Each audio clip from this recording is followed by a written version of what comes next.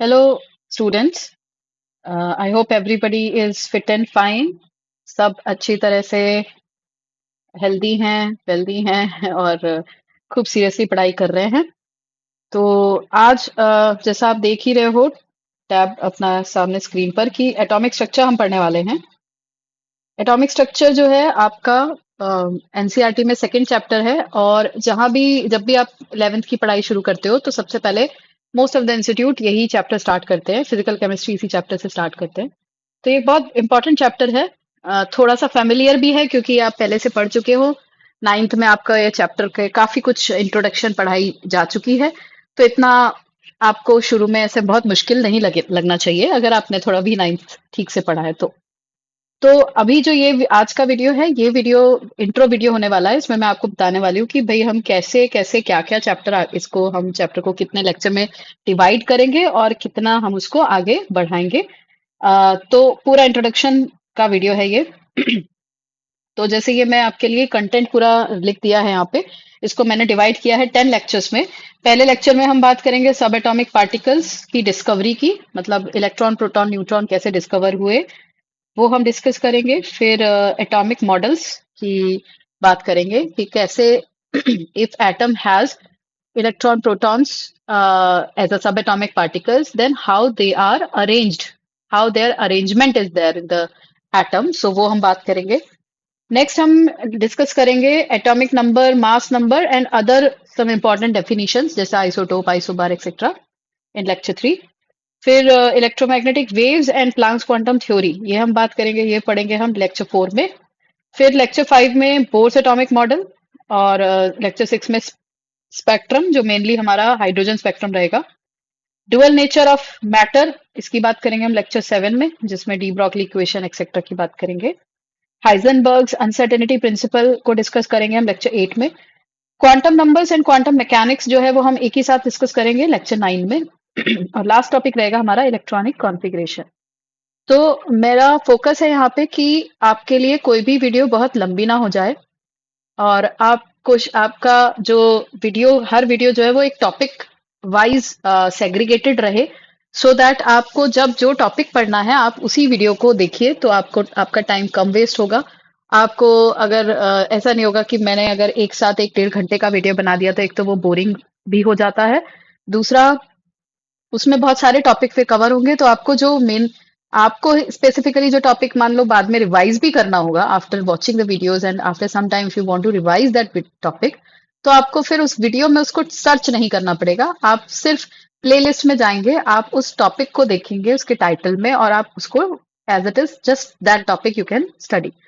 सो हम ज्यादा ना पढ़ के हम थोड़ा थोड़ा अगर रेगुलरली पढ़ेंगे और एक प्लान्ड वे में पढ़ाई करेंगे तो हम लोग बहुत सक्सेसफुली उसको उस टॉपिक पे कमांड ले सकते हैं। बहुत मुश्किल नहीं होता फिर हमारे लिए अगर हमारी प्लानिंग ठीक है तो नेक्स्ट हमारा आगे बढ़ते हैं। तो मैं थोड़ा सा इंट्रोडक्शन यहाँ पे आपको दे देती हूँ स्ट्रक्चर ऑफ एटम का।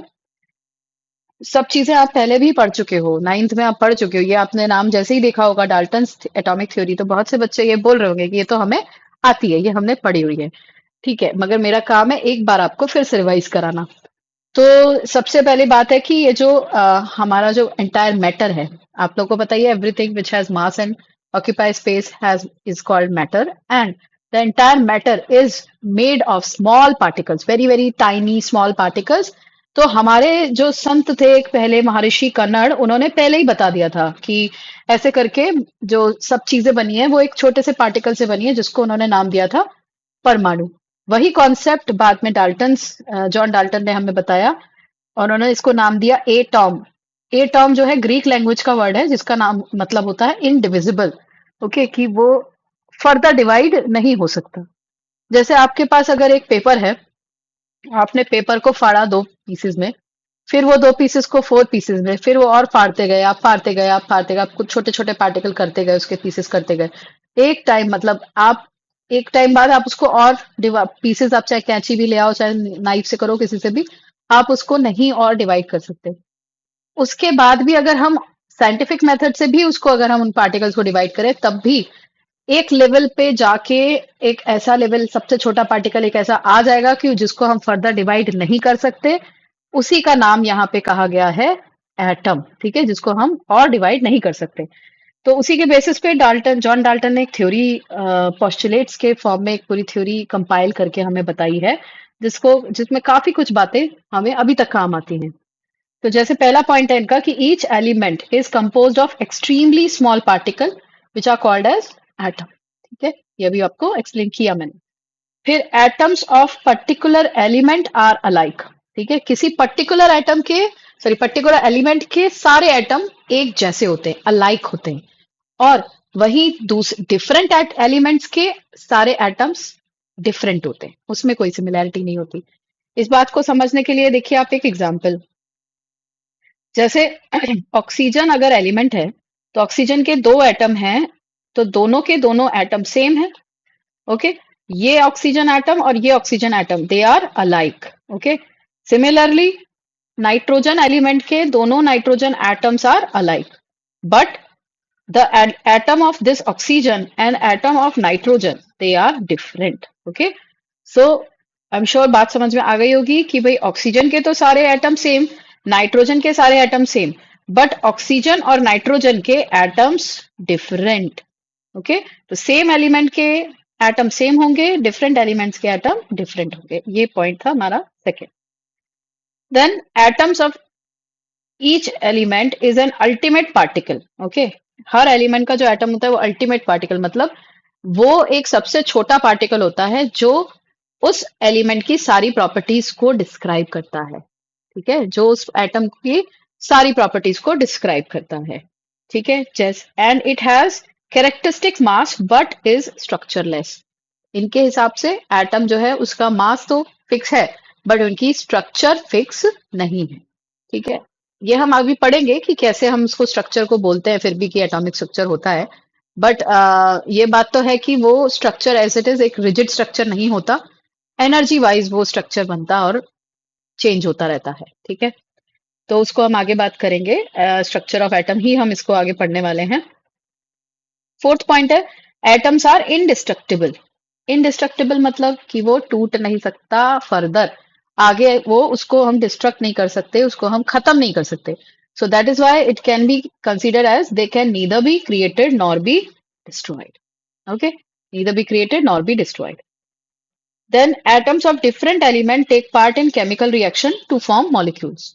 तो जो केमिकल रिएक्शन होती हैं उसमें एटम्स ही हैं जो पार्टिसिपेट करते हैं, ठीक है, atoms are the ultimate particle of any element और वही रिएक्शन में पार्टिसिपेट करते हैं। Lastly same compounds have same atomic ratio. Okay, same compound है तो उसमें एटॉमिक रेशियो सेम होगा, और डिफरेंट रेशियो अगर हुआ, if ratio changes then it forms a different compound. Okay, अगर चेंज होता है रेशियो तो उसका कंपाउंड भी डिफरेंट होता है। तो ये दो चीजें जो आपने यहाँ पे दो पॉइंट देखे, एक आपका पॉइंट था ये दे can neither be created nor be destroyed, तो ये आप इसी से हमें लॉ मिला है, law of conservation of mass, conservation of मास, ठीक है, कि matter can neither be created nor be destroyed, ये हमें यहाँ से मिला। और जो सिक्स पॉइंट है कि सेम कंपाउंड है सेम एटॉमिक रेशियो, ये है हमारा next law which is law of constant proportion. दोनों लॉज आपने पढ़ रखे हैं पहले की क्लासेस में, इवन चैप्टर 1 जो है आपका which is basic concept of chemistry, वहां फिर से ये लॉ पढ़ाए होंगे, law of conservation of mass and law of constant proportion. Okay, so these are the 6 postulates ऑफ डाल्टन्स एटॉमिक थ्योरी। अभी इसके सारे पॉइंट्स मैंने जैसे बोला कि काफी पॉइंट्स तो अभी तक भी ठीक है, बट हाँ कुछ कमियां हैं तो उनको हम लिमिटेशंस में पढ़ लेंगे। तो पहला लिमिटेशन तो यही है कि इन्होंने कहा कि एटम्स आर इंडेस्ट्रक्टिबल या एटम्स आर इंडिविजिबल, तो ये पॉइंट गलत है, क्योंकि सब एटॉमिक पार्टिकल्स की डिस्कवरी के बाद ये पॉइंट गलत हो गया कि एटम्स को डिवाइड नहीं किया जा सकता, एटम्स को भी डिवाइड किया जा सकता है, atoms can be divided further into सब एटॉमिक पार्टिकल्स, ठीक है, तो ये एक ड्रॉबैक है इसका। दूसरे दो ड्रॉबैक जो हैं जैसे आइसोटोप और आइसोबार, इनका डिस्क्रिप्शन मैं आगे की वीडियोस में दूंगी, पहले आपको बताएंगे कि ये होते क्या हैं और फिर कैसे डाल्टन्स की थ्योरी जो है वो इनको एक्सप्लेन नहीं करती। Isomers also is one of the exception here, but ये जो है ये आपको पता है आइसोमर क्या है, क्योंकि पिछली वीडियोस में आपके लिए बना चुकी हूँ, आई एम श्योर आपने देख ही ली होंगी आइसोमर्स क्या होते हैं। तो आइसोमर जो होते हैं वो होता है कि सेम मॉलिक्यूलर फॉर्मूला होता है बट डिफरेंट कंपाउंड्स बन सकते हैं due to different in structure. तो इनका जो 6 पॉइंट है, 6 पॉइंट की अगर same molecule have same atomic ratio, अगर ये पॉइंट डाल्टन ने अपनी थ्योरी में बोला है तो ये पॉइंट आइसोमर्स के केस में ट्रू नहीं है। It is not true for isomers. So this is all about Dalton's atomic theory and the drawbacks of and the whole intro of structure of atom. So हम इसके अब एक एक करके वीडियोस बनाते रहेंगे, आपको देखते रहिए वो सारे लेक्चर्स। 10 लेक्चर्स हैं बस, आप इन सब लेक्चर्स को देखेंगे तो आई एम श्योर ये आपको बहुत हेल्प करने वाले हैं। और आपके लिए उसमें मैं जहाँ रिस्पेक्टिवली रिलेटिव क्वेश्चंस होंगे, जिस भी टॉपिक में न्यूमेरिकल्स होंगे, वो सब भी मैं आपको उन्हीं के साथ करवाती रहूंगी, सो दैट आपके लिए वो बहुत हेल्पफुल रहे सभी के सभी वीडियोस। तो just keep watching and stay tuned, और आगे भी हम लोग मिलते रहेंगे। Thanks for watching.